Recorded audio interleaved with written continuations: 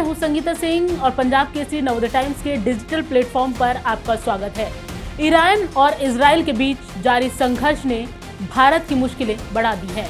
आपको बता दें कि ईरान में जंग के हालातों के बीच इस समय जो है करीब 10,000 भारतीय नागरिक फंसे हुए हैं, जिनमें से 1500 से ज्यादा जो है भारतीय छात्र भी हैं।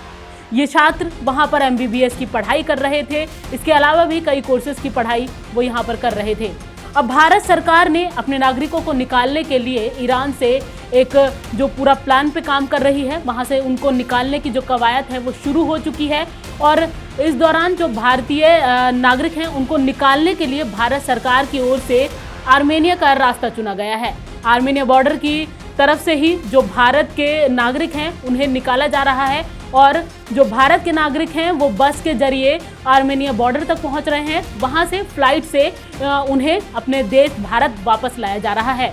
ऐसे में हम आपको अपनी इस रिपोर्ट में बताते हैं कि आखिरकार भारत सरकार ने जो ईरान से वापसी के लिए आर्मेनिया का रास्ता ही क्यों चुना है। दरअसल ईरानी विदेश मंत्रालय ने कहा है कि मौजूदा हालात में देश के एयरपोर्ट भले ही बंद हैं, लेकिन लैंड बॉर्डर्स खुले हुए हैं और ईरान में फंसे भारतीय नागरिकों को आर्मेनिया बॉर्डर पर नॉर्दुज चौकी से बसों से निकाला जा रहा है। ईरान के अलग अलग शहरों से भारतीय छात्र आर्मेनिया से लगे नॉर्दुज बॉर्डर पहुंचेंगे। यहां से इन्हें बस से आर्मेनिया के येरेवन एयरपोर्ट ले जाया जा रहा है। इसके बाद इन छात्रों को हवाई रूट से भारत लाया जाएगा।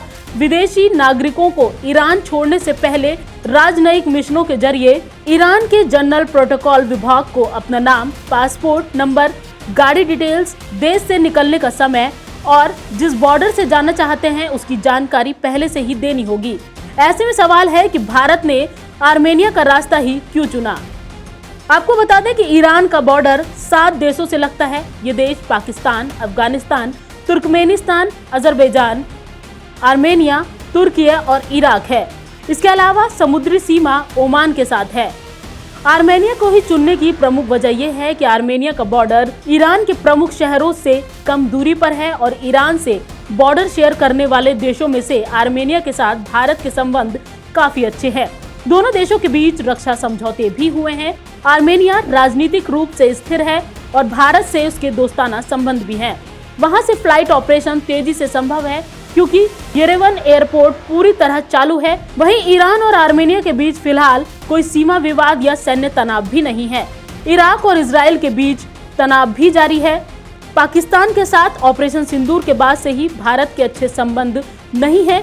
तुर्की भले ही स्थिर देश है, लेकिन ईरान से सड़क के जरिए वहां तक पहुंचना काफी लंबा है। तुर्की ने भी ऑपरेशन सिंदूर की निंदा करते हुए खुलकर पाकिस्तान का समर्थन किया था।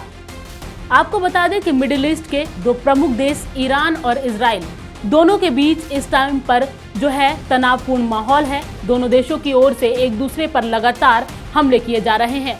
ऐसे में ईरान से जो भारतीय छात्र हैं उनको एयरलिफ्ट करके निकाल पाना बेहद ही मुश्किल टास्क होगा, क्योंकि इसके लिए वहां पर कड़े सुरक्षा इंतजाम चाहिए होंगे और वहां तक फ्लाइट को पहुंचाना भी काफी मुश्किल है, क्योंकि लगातार जो हमले हैं दोनों देशों की ओर से किए जा रहे हैं।